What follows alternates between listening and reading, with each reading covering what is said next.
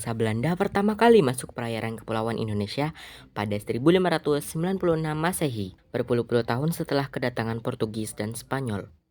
Sebagaimana dua bangsa Eropa terakhir, kedatangan kapal bangsa Belanda ke Nusantara semula dilatar belakangi tujuan untuk mencari rempah. Usaha pencarian rempah oleh Belanda tidak terlepas dari dominasi Spanyol dan Portugis, dua imperium terbesar daratan Eropa pada masanya.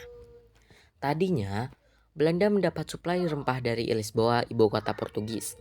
Namun, sejak Spanyol menguasai wilayah Belanda, negeri Oranje dilarang menerima suplai rempah dari Portugis. Oleh karena itu, Belanda kemudian mencari jalan lain untuk mendapatkan pasokan rempah. Orang-orang Belanda pun kemudian memulai penjelajahan samudranya. Latar belakang kedatangan bangsa Belanda ke Indonesia. Meskipun pencarian sumber rempah merupakan faktor utama pendorong pelayaran bangsa Belanda ke Nusantara, penjelajahan samudra yang mereka lakukan sejak abad 15 Masehi tidak hanya didasari tujuan itu. Penjelajahan samudra yang dilakukan oleh bangsa Eropa dilakukan setidaknya karena dua peristiwa politik penting, yakni kekalahan kerajaan-kerajaan Katolik Eropa dalam Perang Salib dan jatuhnya Konstantinopel ke tangan Turki Utsmani. Perang Salib memporak-porandakan jalur perdagangan Eropa dan Asia karena berlangsung di perbatasan dua benua tersebut. Selain jalur perdagangan, keadaan ekonomi kerajaan-kerajaan Eropa pun menjadi terpuruk. Kas mereka menyusut drastis karena besarnya biaya perang. Berselang 2 abad setelah Perang Salib selesai, kota Konstantinopel yang sekarang menjadi kota Istanbul jatuh ke tangan Imperium Turki Utsmani. Hal ini adalah kabar buruk bagi kerajaan-kerajaan Eropa karena kota tersebut menjadi titik penting jalur perdagangan antar benua Eropa dan Asia. Sejak Konstantinopel dikuasai Turki Utsmani, para pedagang Eropa dilarang datang ke kota itu untuk bertransaksi dengan pedagang-pedagang dari Asia.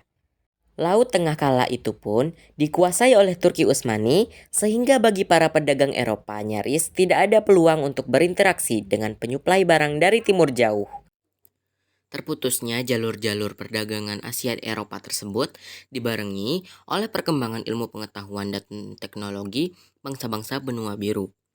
Ilmu geografi dan teknologi pelayaran kalau itu mulai maju pesat di Eropa. Pelayaran-pelayaran yang dilakukan tersebut, selain untuk mencari sumber bahan baku dari Asia yang dibutuhkan masyarakat Eropa, juga dijadikan sarana misi penyebaran agama Katolik dan Kristen. Karena itu, lahirnya istilah Gold, Glory, and Gospel yang bisa disingkat sebagai 3G, yang menggambarkan semangat pelayaran para penjelajah Eropa kala itu. Sejarah masuknya bangsa Belanda ke Indonesia.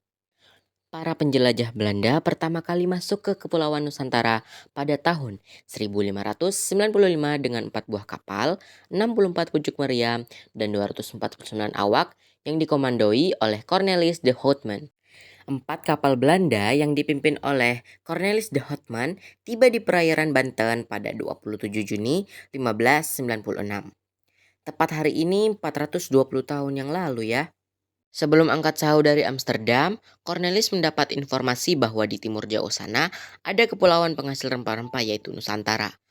Pada hari itulah, orang-orang Belanda telah menemukan Banten yang sejatinya hanya merupakan sebagian kecil dari kepulauan rempah-rempah paling menggiurkan di dunia. Praktik kolonialisme Belanda di Nusantara segera dimulai, dan Cornelis de Houtman adalah pembuka jalannya. Dari Banten, rombongan ini melanjutkan pelayaran ke arah timur dengan menyusuri pantai utara Jawa hingga ke Bali. Cornelis de Houtman dikenal sebagai kapten kapal yang bertabiat buruk. Semula kedatangannya diterima oleh orang-orang Nusantara dengan tangan terbuka. Namun, ulahnya mengubah relasi itu menjadi perseteruan dengan peperangan. Meskipun begitu, rombongan de Houtman berhasil kembali ke Belanda pada 1597 dengan membawa serta banyak peti berisi rempah. Pelayaran pertama Belanda untuk mencari rempah di Nusantara kemudian dianggap sukses. Keberhasilan rombongan de Houtman kemudian mendorong pelayaran-pelayaran lain dari Belanda menuju wilayah Nusantara. Pelayaran-pelayaran yang dilakukan setelah kembalinya rombongan de Houtman dikenal dengan masa pelayaran tak teratur. Pada 1598, sebanyak 22 kapal bertolak dari Belanda untuk mengikuti langkah rombongan Cornelis de Houtman. Kapal-kapal tersebut bukan merupakan kapal kerajaan, melainkan milik perusahaan-perusahaan swasta Belanda.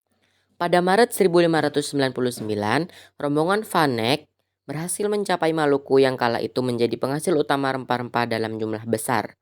Keberhasilan Van Eyck menjangkau Maluku membuatnya untung besar saat kembali ke Belanda.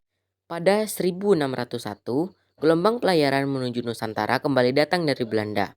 Sebanyak 14 buah kapal ikut dalam gelombang pelayaran ketiga.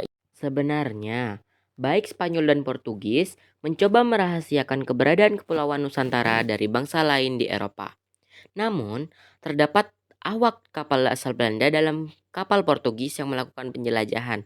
Orang-orang inilah yang membuat catatan terperinci tentang seluk-beluk strategi, kelebihan, dan kekurangan pelayaran yang dilakukan Portugis. 3 gelombang pelayaran orang-orang Belanda ke Nusantara membuat terdapat beberapa perusahaan dagang yang saling bersaing di Nusantara. Akibatnya, keuntungan perdagangan rempah di pasar Eropa berkurang. Untuk menanggulangi dampak persaingan tersebut, pada 1602 dibentuklah Verenigde de Oost-Indische Compagnie atau sering dikenal dengan VOC sebagai Perserikatan Dagang Belanda. Lewat VOC, perusahaan dagang swasta bersatu dan menghilangkan persaingan sesama pedagang Belanda. Berdirinya VOC juga menjadi tonggak dominasi Belanda di Nusantara. Setelah berhasil memonopoli perdagangan rempah, menguasai Batavia dan sebagian Jawa, hingga mengendalikan raja-raja lokal, VOC menjadi representasi awal dari kolonialisme Belanda di Nusantara.